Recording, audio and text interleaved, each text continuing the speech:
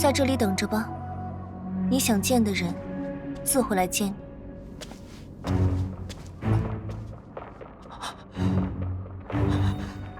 天道使者大人跟我说话了，还跟我说了那么多句话。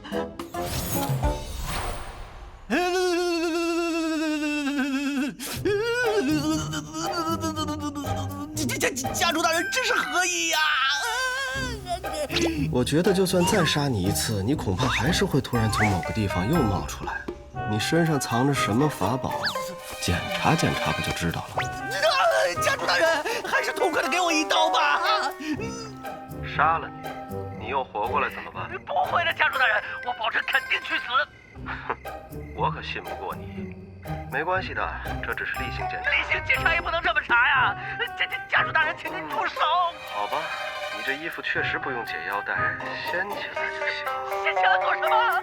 不要再往里了！家主大人，快住手啊！再不住手，可就过不了审了！切，扫兴。